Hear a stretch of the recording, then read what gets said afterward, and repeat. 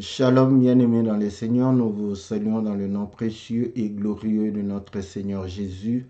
Nous sommes dans la joie de pouvoir réellement nous retrouver et partager la parole de notre Seigneur Jésus. Que l'Éternel puisse réellement vous accorder toute sa grâce, que l'Éternel puisse vous donner tout ce qui est nécessaire à la vie de tous les jours.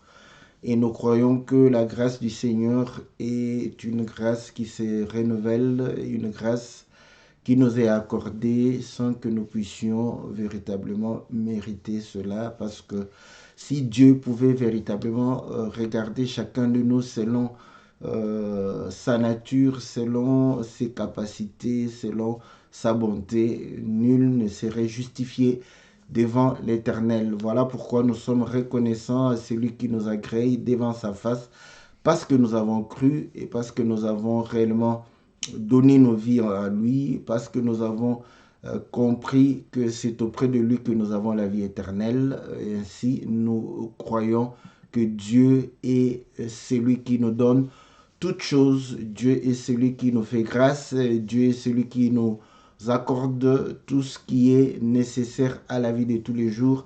Et ainsi, chaque jour qui passe, nous ne cessons d'élever le nom de notre Seigneur Jésus. Nous ne cessons de pouvoir réellement élever et glorifier sa parole. Nous ne cessons de reconnaître la grâce que nous avons reçue, de pouvoir réellement comprendre les choses qui sont réellement au-dessus, au-delà de la capacité humaine. Nous sommes les privilégiés d'avoir réellement reçu la parole, d'avoir cru et d'avoir compris et de vivre cette parole. Que l'Éternel soit loué, que l'Éternel soit béni pour cela. Et notre prière est que le Seigneur puisse se souvenir de la foi, de la consécration, de ce que nous faisons pour lui, parce que nous croyons qu'en dehors de lui, il n'y a point de salut, et que le Seigneur puisse véritablement nous aider à pouvoir avoir toutes choses, à pouvoir vivre toutes choses, à pouvoir réellement vivre toute la bonté de notre Seigneur Jésus. Que Dieu vous soit favorable, que Dieu vous bénisse, que Dieu puisse réellement vous accorder ce qui est nécessaire à la vie de tous les jours, dans le nom précieux et glorieux de notre Seigneur Jésus-Christ. Nous sommes lundi et comme tous les lundis, vous le savez, c'est votre émission Louons l'Éternel, une émission qui vous est présentée par votre bien-aimé le pasteur Philippe Mukenge, une émission qui se base sur des cantiques et qui partage la parole du Seigneur, qui partage réellement la pensée de notre Dieu, qui partage la pensée de notre Créateur. Voilà, bien aimé, tout ceci, c'est pour nous permettre de savoir comment louer, comment célébrer, comment adorer, comment exalter le nom de notre Seigneur Jésus. Oui, nous sommes habitués à pouvoir réellement tirer nos thèmes d'un cantique. Et aujourd'hui, nous avons intitulé l'espérance d'une vie réussie.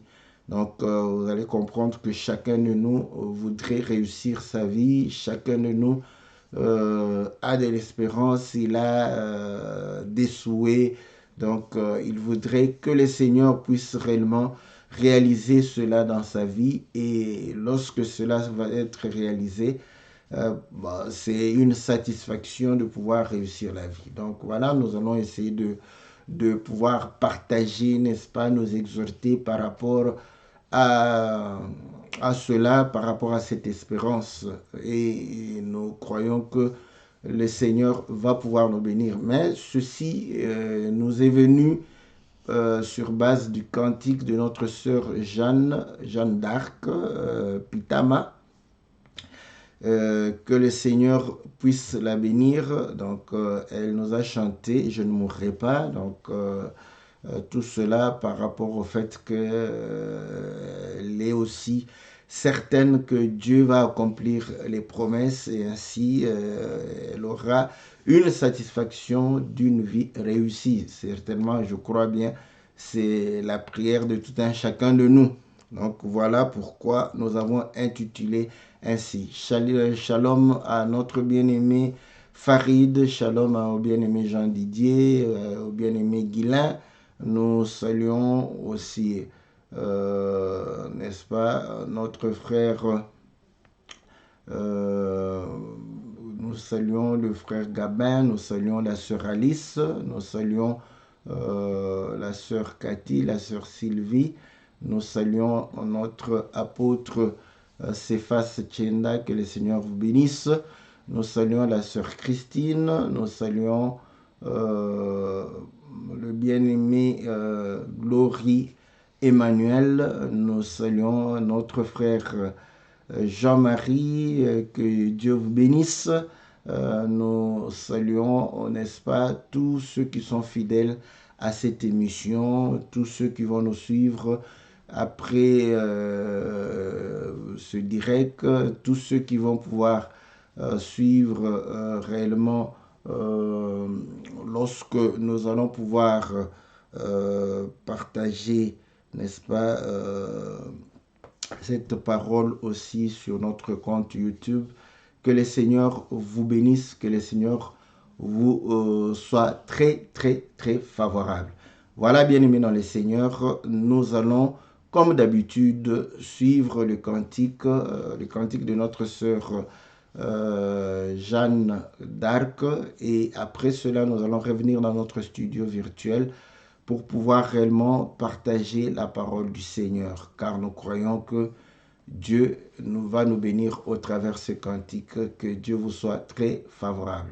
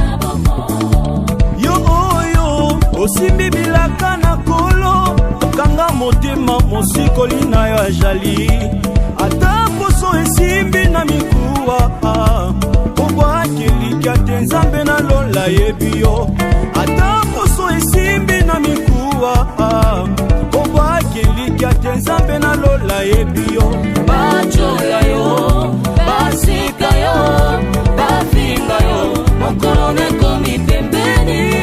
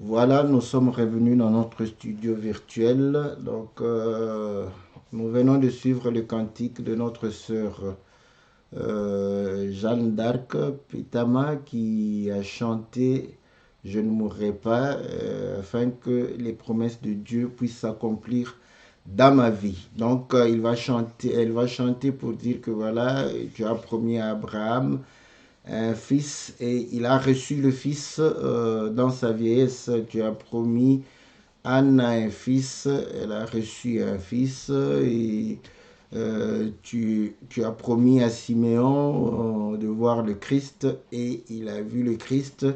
Voilà pourquoi après avoir vu le Christ, il a déclaré de pouvoir réellement s'en aller en paix. Voilà, donc et puis pour continuer à chanter pour dire que qu'on puisse te mépriser, qu'on puisse voilà se moquer de toi, qu'on puisse te rejeter, comprends que ton jour est proche, n'abandonne pas, le Seigneur va pouvoir réellement te faire du bien. Voilà, donc voilà pourquoi tu dois avoir l'espérance de pouvoir continuer à servir le Seigneur et le Seigneur va pouvoir réellement te faire du bien, accomplir ses promesses, accomplir tout ce que tu attends afin que tu vives dans la joie. Voilà, c'est à peu près l'idée du cantique. Et je crois que les images aussi parlent. Donc, lorsque nous regardons les images, nous voyons que le frère était en train de faire un travail qui était assez pas honorable. Donc, voilà. Donc, et après, on voit le frère avoir une famille, être voilà, heureux. Donc, une façon de pouvoir dire que malgré les difficultés, malgré les souffrances, il a fini par avoir une vie heureuse, une vie bien, donc une vie d'aisance. Voilà. C'est un peu ça et je crois que lorsque nous faisons nos prières, lorsque nous chantons, surtout, bon, je parle aussi avec ma culture, ça serait très difficile de pouvoir réellement m'enlever cette culture. Et c'est pourquoi je me dis que tel que je prêche, en tout cas, je prêche essentiellement ceux qui ont ma culture. Parce que j'estime que le jour où le Seigneur nous fera grâce d'être avec un auditoire essentiellement composé des Européens, je vais pouvoir adapter réellement mes exemples, adapter mon actualisation de la parole de Dieu par rapport à leur tradition, à leur manière. C'est ce qui fait aussi une barrière. La façon dont nous prêchons comme ça, c'est vraiment une barrière parce que vous allez comprendre que un blanc qui va chanter, un Européen qui va chanter, il va chanter avec une pensée différente. Donc, c'est ça. Mais l'évangile, vous allez comprendre que l'évangile traverse, n'est-ce pas, les civilisations, traverse les mœurs, les traditions, et, traverse les continents pour demeurer, n'est-ce pas, le même partout où nous pouvons nous retrouver. Le problème, c'est de pouvoir réellement, la manière de communiquer l'évangile devrait normalement changer par rapport aux auditoires. Donc voilà. Parce que si je commence à prêcher comme on pourrait prêcher les Européens, beaucoup d'Africains vont pouvoir réellement ne plus se retrouver, croire que ce n'est plus intéressant. Donc, c'est comme ça les choses de Dieu. Donc, lorsqu'on chante, généralement, quand les gens chantent que tu m'as promis les promesses de Dieu, donc on voit où est leur espérance, qu'est-ce qu'ils veulent que le Seigneur puisse faire. Et ceci est justifiable, c'est normal. Moi, je crois que c'est très, très normal parce que lorsque Abraham allait pouvoir réellement avait reçu la visitation de Dieu et que Dieu lui disait qu'il allait pouvoir réellement le bénir, Abraham va dire à Dieu que non, voilà, je suis vieux et je n'ai pas d'enfant, je n'ai pas d'héritier. Donc, dans Genèse chapitre 15. Donc, après ces événements, au verset 1, la parole de l'Éternel fut adressée à Abraham dans une vision. Il dit, Abraham, ne crains point, je suis ton bouclier et ta récompense sera très grande. Abraham répondit, Seigneur éternel, que me donnerais-tu? Je m'en vais sans enfant et l'héritier de ma maison, c'est Eliezer de Damas. Donc, vous voyez? Donc, ces paroles traduisent voilà, il y a quand même une certaine insatisfaction dans Abraham qui dit que voilà, le Seigneur lui promet une grande récompense. Il dit, vous comprenez, il s'est dit, bon, même si j'ai ça, mais je n'ai pas d'héritier, je n'ai pas quelqu'un à qui léguer cela. Donc ça, c'était le problème d'Abraham. Abraham, son souci, c'était de pouvoir avoir un héritier pour pouvoir léguer, n'est-ce pas, tout ce qu'il avait comme richesse. Et cela devrait lui donner une sensation de satisfaction. Et l'exemple de Anne, c'est la même chose. Vous allez comprendre que Anne était tourmentée malgré tout ce que le mari faisait. M'avait donné des cadeaux, et donné beaucoup de biens, beaucoup d'amour.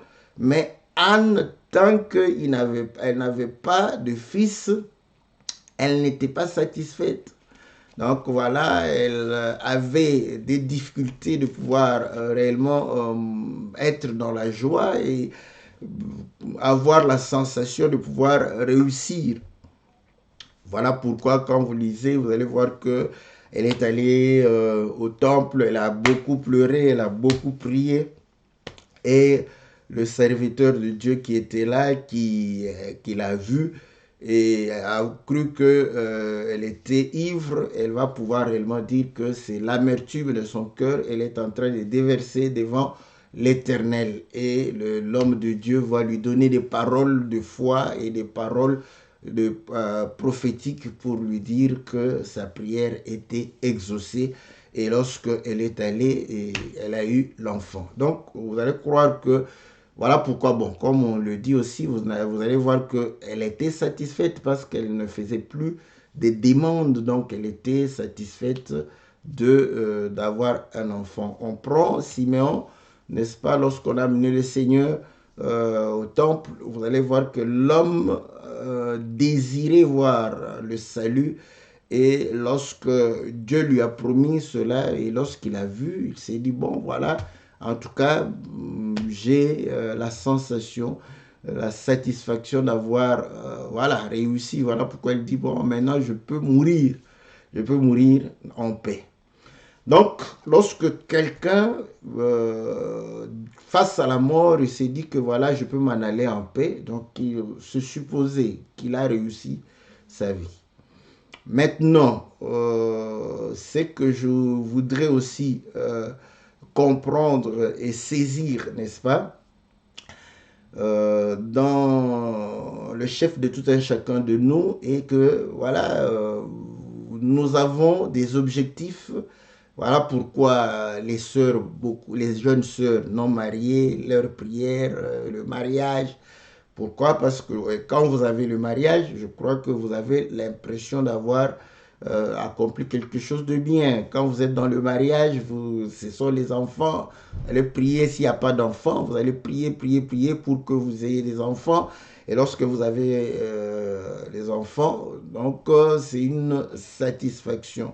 Ayant les enfants, vous allez vous dire que voilà, en tout cas, que les enfants réussissent comme nous avons aussi réussi. Donc, vous allez prier, pouvoir réellement apporter une éducation, une instruction pour que vos enfants puissent réussir. Gloire à Dieu, les enfants réussissent. Voilà, on est satisfait, on est content.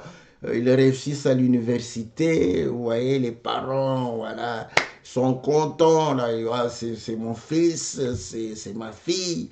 Donc, l'impression d'avoir réussi, n'est-ce pas? Donc, voilà, les enfants se marient, il y a des petits-fils. C'est ça l'impression que nous avons de pouvoir réussir la vie.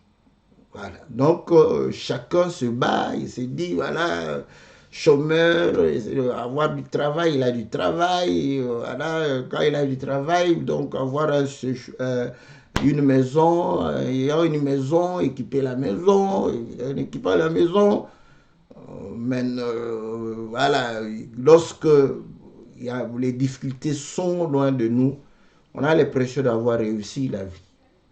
C'est ça, je crois que chacun de nous ressent. Et vous allez voir que dans la plupart des prières, c'est toujours ça, hein, voilà, Seigneur, voilà, nos projets, tout ça. Voilà. Mais vous allez comprendre que mon bien-aimé Salomon, c'est celui qui va tout gâcher. En tout cas, c'est Salomon qui va tout gâcher parce que moi, je vous dis aussi, hein, ce sont les sensations que nous avons. Vous voyez, donc voilà, de réussir sa vie, de faire des études, d'avoir fait les études, d'avoir fini les études, d'avoir trouvé du travail, d'avoir... Voilà, ça, on a la sensation, on a la satisfaction d'avoir réussi. Voilà, quand tu as envie de te marier, tu te maries. Donc, j'ai réussi, tu as des enfants, tu as éduqué les enfants. Voilà, donc, c'est cette sensation, nous tous, nous l'avons. Mais malheureusement, Salomon vient gâcher la fête. C'est Salomon qui vient gâcher la fête. Salomon, Salomon commence à pouvoir nous dire, ok, c'est bon, vous avez réussi, pourquoi vous avez beaucoup de biens, vous avez beaucoup d'entreprises, vous avez, n'est-ce pas, une grande compagnie, donc voilà, bravo, vous avez réussi. Mais quand vous allez mourir, parce que c'est ça, parce que quand vous avez réussi comme ça, donc vous pouvez vous en aller en paix. Salomon vient troubler la paix, n'est-ce pas, de tous ceux qui ont travaillé durement, et qui ont acquis des richesses, il vient troubler leur paix parce qu'ils pouvaient s'en aller en paix pour dire que voilà, j'ai réussi ma vie, j'ai fait tout ce que je pouvais faire. Salomon dit, oh, mais quand tu vas mourir, ceux qui vont rester, est-ce que tu sais s'ils vont bien gérer ce que tu as fait? Voilà. Mais donc, ceux qui vont hériter, si jamais ils ne font pas comme toi, donc ils peuvent amener la faillite, ils peuvent amener la ruine, tout ça. Donc, vous voyez, de votre vivant, vous avez réussi, mais après votre mort, bon, c'est votre œuvre qui va pouvoir échouer après vous. Donc Salomon vient perturber la paix. Parce que si jamais, c'est comme ça que les hommes disent aussi que dans son tombeau là, dans son tombeau là-bas, l'homme va pouvoir réellement se fâcher parce que vous avez gâché tout le travail qu'il a fait. Donc c'est Salomon qui vient troubler tout. Donc il démontre toutes les situations. J'aimerais, si vous lisez le livre d'Ecclésiaste, vous allez voir que c'est terrible. Donc il démontre que qu'on soit riche, donc c'est une vanité, qu'on soit pauvre, c'est une vanité, qu'on soit belle, c'est une vanité, qu'on soit marié, c'est une vanité, qu'on soit célibataire, c'est une vanité. Mais bon, écoutez maintenant, écoutez, comment nous avons cette sensation de pouvoir réussir la vie, c'est ça. C'est ça. Parce que Salomon vient, moi aussi je vous ai dit en tant qu'humain, en tout cas j'aimerais, voilà, tout ce que je fais puisse réussir, voilà, ça ferait ma fierté, tout ça. Mais Salomon vient troubler cette quiétude, cette assurance, cette satisfaction pour dire que voilà, tout ça c'est de la vanité. Ah, c'est là où je voudrais véritablement, réellement nous poser des questions pour savoir, en tant que ceux qui ont cru à la parole, en tant que ceux qui ont cru, n'est-ce pas, à la bonne nouvelle du royaume, nous devons penser, parce qu'il faut réussir sa vie. Il faut réussir sa vie. Voilà, donc nous devons aussi penser, voilà, comment réussir notre vie. Mais déjà, tout le conseil que les parents donnent, tout le conseil que la société est en train de pouvoir donner, tout ça, je crois que tout cela est, tombe à l'eau, hein, tombe à l'eau parce que selon la société, selon les hommes, nous pouvons réussir. Mais Dieu, Salomon, vient troubler pour dire que tout ça n'est que vanité. Mais j'aimerais, parce qu'il faudrait parler et comprendre, c'est que moi, j'ai toujours cherché, n'est-ce pas? Je cherche le pourquoi des Écritures, mais je cherche aussi le pourquoi de la manière des mœurs des hommes, de leurs us. Voilà, il faut chercher le pourquoi parce que c'est de la nature. La nature, c'est ça. La nature, c'est aussi ça. La nature, ce n'est pas seulement les savanes de Kenya, la forêt amazonienne, n'est-ce pas? Donc, les singes et les léopards dans son milieu naturel, mais c'est aussi l'homme qui vit naturellement sans pour autant s'appuyer sur Dieu. Voilà, c'est ça aussi la nature. Vous allez comprendre que quand nous prenons cette nature, parce que c'est cette nature qui nous influence, parce que tous les exemples que j'ai donnés, même dans les images que nous avons vues, que le frère est en train de nettoyer la rue, de donner un coup de balai dans la rue là-bas, vous savez, bon, on trouve que bon, c'est dégradant, mais d'autres, vous allez comprendre que d'autres vont chanter même qu'il n'y a pas de saut métier, mais qu'il n'y a que de sautes gens. Ça, c'est bien. Mais c'est la nature humaine. La nature humaine, elle est comme ça. Donc, réussir, c'est par rapport aux normes fixées par la société. Voilà. Donc, mais lui, il fait il donne un coup de balai là-bas. Donc, il peut être tout tranquille, il peut peut-être réussir sa vie. Mais voilà, l'autre, il comprend que c'est un travail comme ça, ce n'est pas honorant. Quel est le travail qui honore? Peut-être c'est le travail où on est dans un bureau, on est en train de pouvoir signer, on est sur l'ordinateur, on est en train de pouvoir naviguer, tout ça. Donc, voilà, ça sont les normes de la société. La société est en train de pouvoir réellement nous donner des normes Et nous aussi, nous commençons à pouvoir nous mesurer par rapport à ces normes-là. Et c'est là où je dis, voilà, donc notre mesure est devenue les normes. Quand vous avez une voiture, on vous dit que vous avez réussi. Quand vous êtes en costume, on vous respecte. Quand vous êtes propre, ouais, ça c'est les normes de la société. Je ne suis pas contre ça, hein. Je ne suis pas contre, parce que je vous ai dit que, n'est-ce pas, je porte, n'est-ce pas, la chair, le corps d'Adam. Donc, je suis sensible à toutes ces choses. Mais, vous savez, c'est là où je dis, nous devons nous remettre en question, n'est-ce pas, pour pouvoir dire, effectivement, réussir, n'est-ce pas, c'est quoi réussir dans la vie? Parce que si obtenir ces choses, c'est réussir, c'est voilà, c'est être assisté par Dieu. Que diront maintenant les païens qui ont ça? Que diront les païens? Donc voilà, c'est là où nous devons faire cette différence, n'est-ce pas, entre nous et les païens. Donc, comme je l'étais en train de pouvoir le dire, que vous allez comprendre que Abraham, Anne et Siméon, pour ne citer que ceux qui ont été évoqués dans les cantiques, ils ont eu une sensation, une satisfaction à la fin de leur vie. Ils étaient satisfaits. Satisfaits. Et vous allez comprendre qu'ils n'étaient pas satisfaits par rapport, n'est-ce pas, aux hommes, mais ils étaient satisfaits par rapport à Dieu. Voilà pourquoi Paul vient pour pouvoir réellement nous donner cette idée. C'est Paul qui dit, Paul le dit très clairement, il le dit à Timothée, n'est-ce pas? Paul dit à Timothée ceci. Nous sommes, je crois, dans le livre de Timothée, voilà, 2 Timothée chapitre 4, au verset 6. Il dit ceci. Bon, je commence même au verset 5. Mais toi, sois sobre en toutes choses.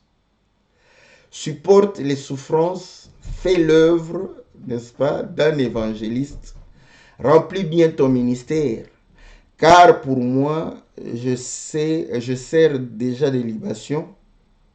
Et le moment de mon départ approche. J'ai combattu le bon combat. J'ai achevé la course. J'ai gardé la foi. Désormais, la couronne de justice m'est réservée. Le Seigneur, le juste juge, me la donnera dans ce jour-là, et non seulement à moi, mais encore à tous ceux qui auront aimé son avènement. Voilà, voilà un homme très satisfait. Voilà, un homme qui a réussi, qui a réussi sa vie. Voilà, vous voyez? Donc, il est en train de pouvoir montrer, demander à Timothée de pouvoir faire l'œuvre de Dieu, de pouvoir accomplir son ministère, de pouvoir être sobre. La sobriété, vous savez que on nous recommande la sobriété. Donc, même aujourd'hui, voilà, nous les chrétiens, la sobriété a pris d'autres définitions par rapport à cela. Bon, qu'à cela ne tienne. Mais il dit que voilà, moi, je sers des libations. J'ai combattu le bon combat, j'ai achevé ma course. Donc, il est satisfait. Il dit, voilà, j'ai réussi ma vie. J'aime ça. J'aime ça. Maintenant, écoutez. Lui, c'était un serviteur de Dieu par rapport au ministère de la parole. Tout ça, c'est bien. Mais nous tous, vous allez savoir que lorsque le Seigneur va demander qu'on lui consacre tous les premiers-nés, qu'est-ce qu'il va dire? Il va dire que lorsque j'ai frappé les premiers-nés de l'Égypte, je me suis procuré tous vos premiers-nés. Donc, je vous ai libéré, n'est-ce pas, de la servitude de Pharaon pour que vous puissiez devenir mes serviteurs. Donc, mes ministres, parce que ministre, c'est serviteur. Donc, vous allez comprendre que tout enfant de Dieu est ministre de Dieu et doit faire le service de Dieu. Voilà. C'est là, vous voyez, les prédicateurs doivent le faire en tant que prédicateurs, en tant que ceux qui dispensent la parole de Dieu. Mais ceux qui sont dans le banc, vous êtes aussi serviteurs de Dieu, les ministres de Dieu. Voilà. Vous devez aussi dire, comme Paul, que j'ai combattu le bon combat, j'ai achevé ma course. Maintenant, je peux m'en aller en paix et je sais que le Seigneur va me récompenser. J'aurai ma récompense. Ça, c'est bon, ça, c'est bon. Maintenant, vous allez comprendre que vous qui êtes sur le banc, n'est-ce pas? Donc, servir Dieu. Servir Dieu, comment vous allez servir Dieu? Parce que vous devrez servir, vous êtes des serviteurs de Dieu, vous êtes des servantes de Dieu. C'est pourquoi je disais, quand on s'appuie dans le monde comme nature, vous allez comprendre que les hommes qui veulent réussir, qui ont cette satisfaction, ils ont cette satisfaction de pouvoir réellement faire quelque chose de grand, n'est-ce pas, pour les autres. C'est ça les grands noms. Les Écritures démontrent que quand on meurt, on nous oublie. Est-ce que vous vous êtes déjà posé la question pourquoi nous les Congolais, nous n'oublions pas Patrice Lumumba, n'est-ce pas? Pourquoi les Ghanéens n'oublient pas Kwame Nkrumah? Pourquoi les Sénégalais n'oublient pas Cheikh Anta Diop ou Senghor? Pourquoi ils ne les oublient pas? Parce que l'écriture est claire et nette que lorsqu'on meurt, on nous oublie. Mais ces hommes-là n'ont pas été oubliés. Et vous allez comprendre que si nous allons en Amérique, les Washington, les grands hommes, on ne les oublie pas. On a fait des monuments. Chaque nation a des hommes qui ont des monuments. Leur nom est perpétué, non pas par leur propre descendance, mais par des hommes et des femmes qui ne sont pas de leur famille, mais qui appartiennent à leur nation, à leur peuple. Ces gens-là, voilà ces gens qui ont réussi, les gens qui ont fait un nom, voilà. Parce que quand on prend Abraham, on dit que je rendrai ton nom grand. Bon, tous les chrétiens regardent là-bas, ils se disent, voilà, grand. Là, maintenant, ils transposent le nom grand. Il prend comme Michael Jackson, il voit comment toutes les stars ici. Ils ont fait des noms. Bon, vous allez comprendre. Je ne vais pas prendre tous ceux qui ont fait aussi le nom avec la bêtise, hein, parce que c'est curieux aujourd'hui. Ça, c'est le défaut de la nature. Hein. Ouais. J'ai cité les grands hommes politiques. Voilà. Donc, mais vous allez comprendre aussi les stars de musique font le nom, on les honore, mais on honore les gens qui poussent les autres à l'impudicité, parfois à la violence, parfois... Donc, bon, c'est ça où le monde est dans la folie. Ouais? Mais je ne voudrais pas prendre le mauvais exemple. Parce que vous pouvez faire le nom, n'est-ce pas, comme Napoléon. Napoléon, c'est encore... parce qu'apparemment, c'est Napoléon qui a amené ou soutenu la démocratie en France, malgré qu'il était un empereur. Donc là, il faut laisser les Français juger Napoléon. Parce que nous, quand on parle de Napoléon, on trouve toujours c'est un empereur qui voulait prendre toutes les terres des autres. Dans ce sens-là, c'est dans le négatif. Mais dans le sens d'avoir soutenu, n'est-ce pas, leur liberté d'expression, soutenu, n'est-ce pas, la démocratie. C'est quelqu'un qui est aussi considéré. en France. Hitler a fait aussi le nom, ouais. Donc il y en a, Mussolini, donc il y en a qui ont fait le nom. En Afrique, on a tous les dictateurs qui ont fait le nom. Donc, vous allez comprendre que voilà, mon frère parle de Gaulle. Voilà, De Gaulle est mort, mais il y a combien d'avenues qui s'appellent De Gaulle en France là? Donc, vous allez comprendre que ceux-là, n'est-ce pas, peuvent dire qu'ils ont réussi parce que après avoir même disparu, ils sont restés. Leur nom est resté. On commémore ce qu'ils ont fait. Mais quand vous regardez aussi par rapport à l'humanité, vous allez voir qu'ils ont apporté quelque chose de bien dans leur société. Bon, toi qui veux réussir, toi qui veux être grand,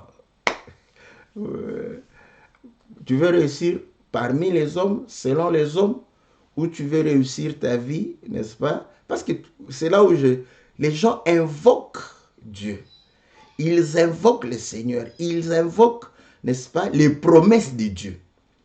Donc, si tu veux réussir ta vie en invoquant Dieu, donc il faut comprendre que il faut la réussir selon Dieu et non selon les hommes. Donc, c'est là où je suis en train de pouvoir apporter cette exhortation. Parce que vous allez comprendre que Salomon nous a aidés. Ce n'est pas la richesse, ce n'est pas la pauvreté, ce n'est pas la beauté, ce n'est pas la laideur, ce n'est pas la force, ce n'est pas l'idiotie, la sottise. Ce ne sont pas toutes ces choses. Parce qu'il a démontré que et la folie et la sagesse, ce n'était que vanité des vanités. Donc, vous lisez, vous allez comprendre que il a expérimenté le positif et le négatif. Après, il a dit, voilà, tout est vanité. Voilà. Donc, vous allez comprendre que quelle que soit ta situation, quel que soit ce que tu es en train de vivre, tu peux, n'est-ce pas, faire quelque chose. C'est pourquoi je dis, qui puisse te satisfaire. Bon, selon la chair, c'est normal. Quand tu travailles, tu t'achètes une chemise, tu es satisfait. Ça, c'est selon la chair. Ouais. Mais ton âme prend plaisir à quoi? C'est ça, c'est que je me pose la question. Tel que tu désires le mariage, tu désires les enfants, tu désires un bon boulot, tu désires des belles voitures, une belle maison. Ça, tout ça, c'est pour la chair. Ok, bravo, je ne suis pas contre. Je ne suis pas contre. Maintenant, ton âme désire quoi? Parce que ça, c'est les besoins liés à la vie quotidienne, à la chair ici. Maintenant, ton âme, qu'est-ce que ton âme désire? Qu'est-ce que ton âme rêve?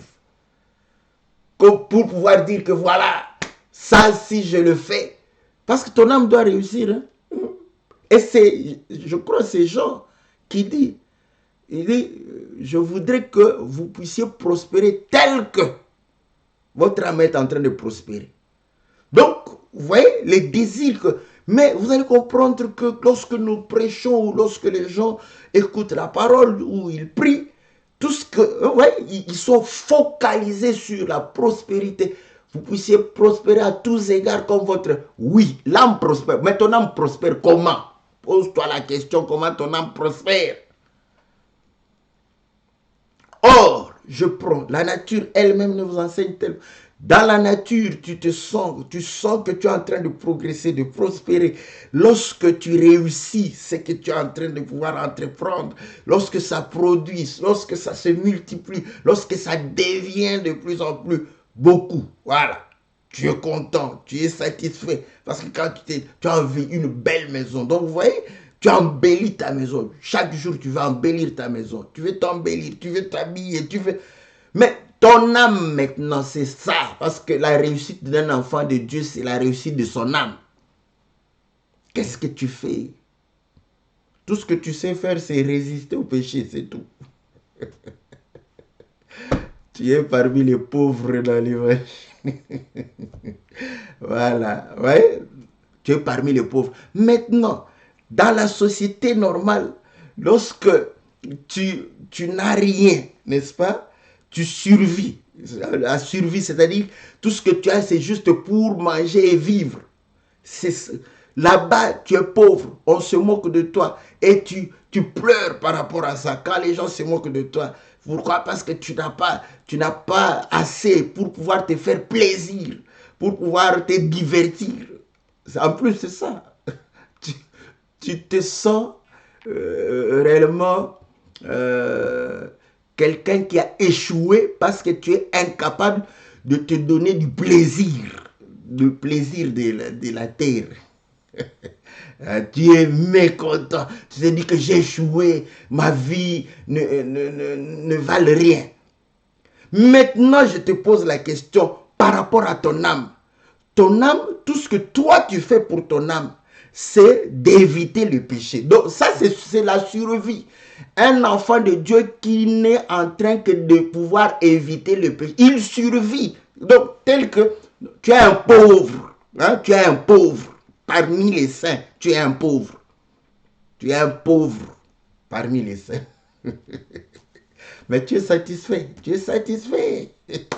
Tu es content. Pourquoi? Parce que ça fait longtemps que tu as insulté les gens. Ça fait longtemps que tu as poursuivi une mineure.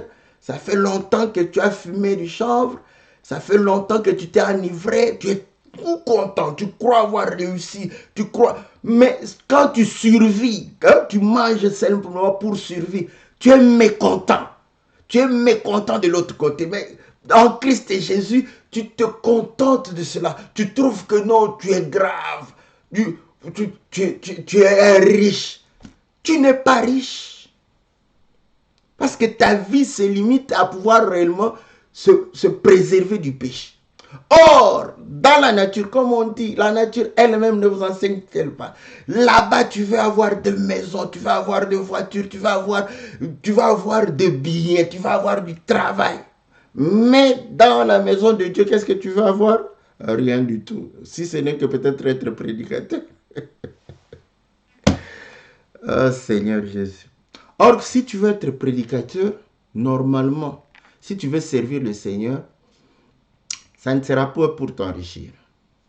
C'est ça, c'est comme ça. C'est comme ça. Parce que c'est le principe. Vous voyez, chez les marabouts, nos marabouts à nous là-bas, on se moque d'eux, mais pourquoi eux, ils enrichissent les autres, eux-mêmes sont pauvres? N'as-tu pas entendu ce que Paul a dit? Nous sommes pauvres pour vous enrichir. Est-ce que c'est différent avec le marabout?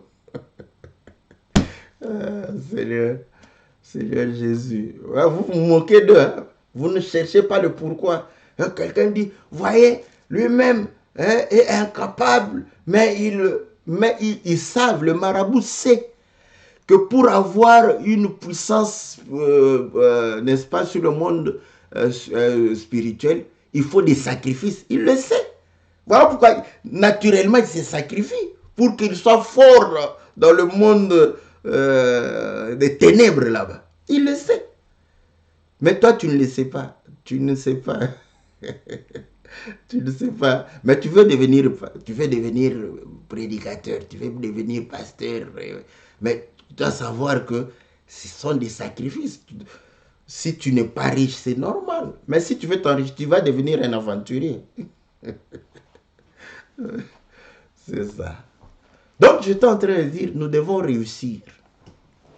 Réussir en Christ et Jésus. Parce que nous évoquons les promesses, tout ça. Mais maintenant, c'est là où je dis,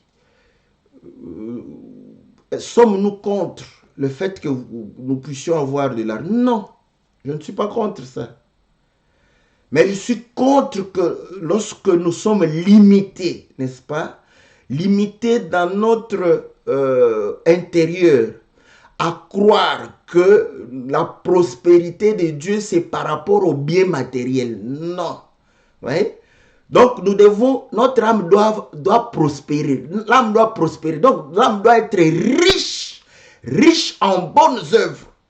C'est ça. Laisser des traces, des bonnes œuvres. Est-ce que tu te préoccupes de ça? C'est ça être riche.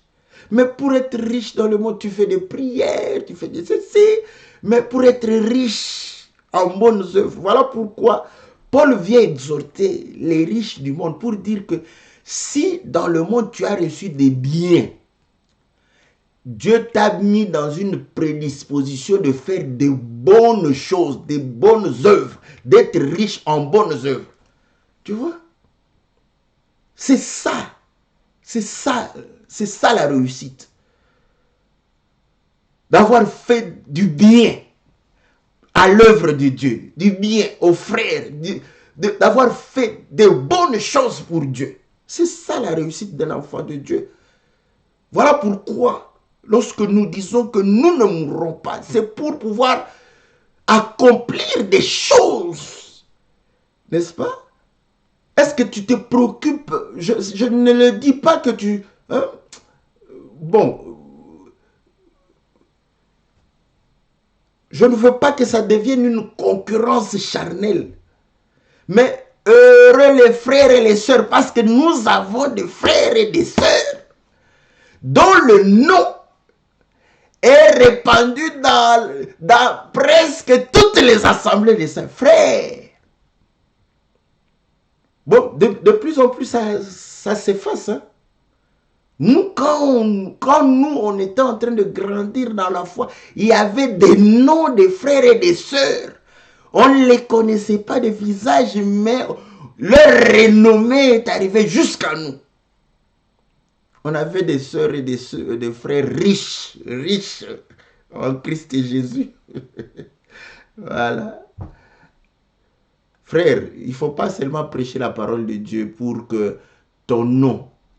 Quand la femme a pris le parfum, a répandu sur le Seigneur, ils ont dit, oh, non, il faut s'occuper des pauvres. Et là, vous avez toujours les pauvres. Mais cette femme, ce qu'elle a fait, sera évoqué partout. Vous voyez ce que le Seigneur a? Parce qu'elle a fait quelque chose pour le Seigneur, pour la gloire du Seigneur, pour le royaume. Et comme je dis que vous n'êtes... Je parle aux prédicateurs, leur réussite. Je parle d'abord à mes frères. J'aime bien mes frères. Je parle à mes frères. Donc, vous allez comprendre que maintenant, toi-même, tu te rendras compte que pour que tu fasses du bien, tu as besoin de la santé, tu as besoin de la force, tu as besoin... Donc, parce que quand tu es en bonne santé, tu as la force, tu vas pouvoir faire du bien, visiter les gens, les soutenir, tout ça, parce que tu es en bonne santé. Pour avoir la bonne santé, il faut bien se nourrir. Donc, pour se nourrir, il faut avoir, n'est-ce pas, assez. Et pour avoir assez, il faut avoir du travail. Voilà. Donc, vous voyez, quand nous revenons comme ça, nous allons revenir jusqu'au début. Et nous allons commencer à faire les prières comme les autres, mais avec un autre but. Seigneur, je veux me marier. Pourquoi? Parce que je sais que quand je travaille, je me nourris, je suis bien. Les Jézabélites aussi vont commencer à me regarder. Est-ce que vous comprenez? Vont commencer à me regarder, à me piéger, tout ça. Ouais. Mais je voudrais bien aussi me préserver. Voilà, on se marie pour le Seigneur. Ah.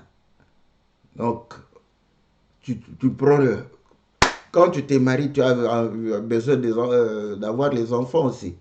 C'est normal, toutes les prières que j'avais dites là, on les recommence maintenant avec un but de pouvoir réellement faire, n'est-ce pas, pour le Seigneur. Voilà pourquoi tu vas te préoccuper pour tes enfants, afin que ces enfants-là puissent servir le Seigneur.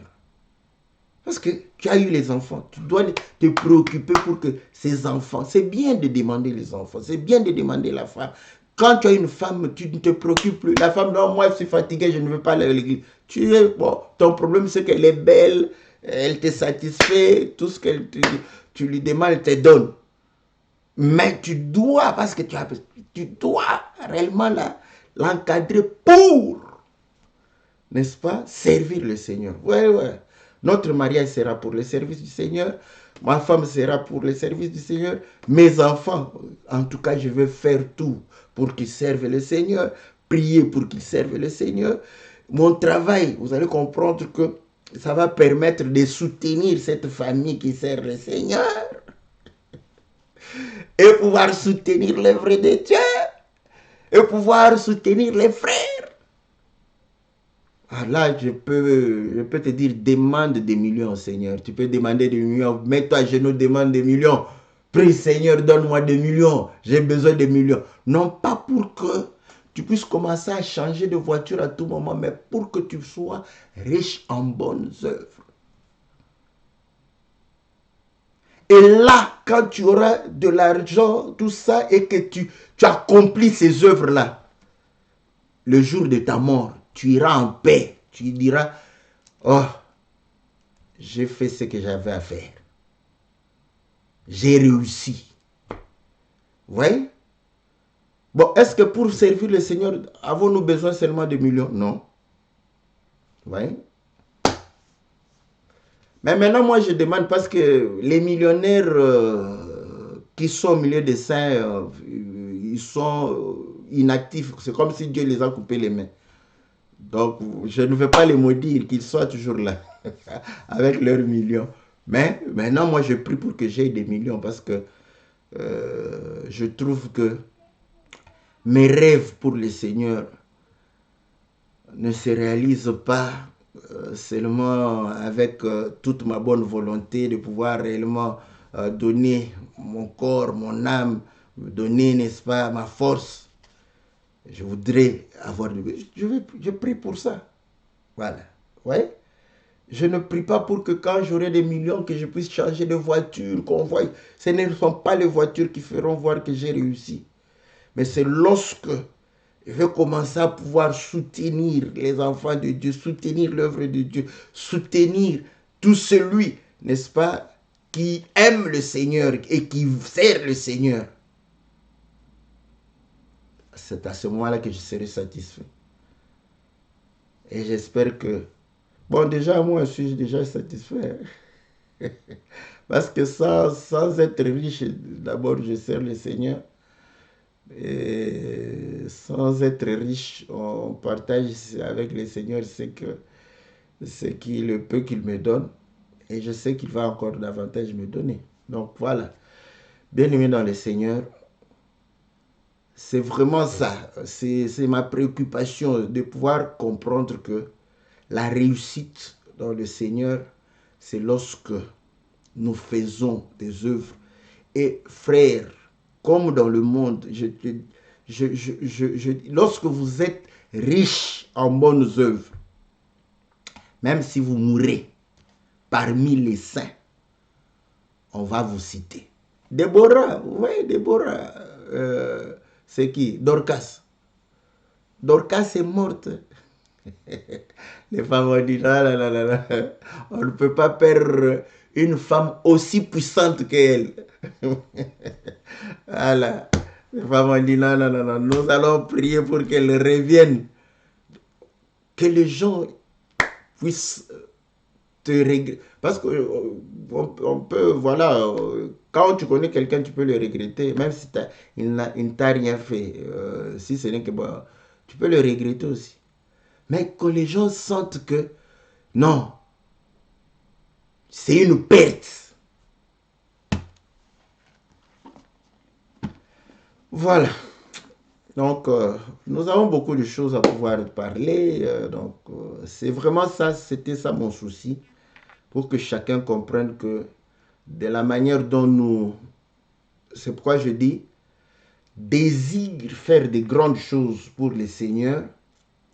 Ces grandes choses vont demander des moyens spirituels, n'est-ce pas? Prière, consécration, être loin du péché, et tout ça. Mais ça va demander aussi, n'est-ce pas, des moyens matériels. À ce moment-là, tu fais des prières pour tout ce qui est matériel, tout ce qui est... Fais toute la prière qui est nécessaire pour l'accomplissement des grandes choses pour Dieu. Fais cette prière-là. Dieu va t'exaucer. C'est ça de prier différemment des païens. Que le Seigneur vous soit favorable, que le Seigneur vous bénisse.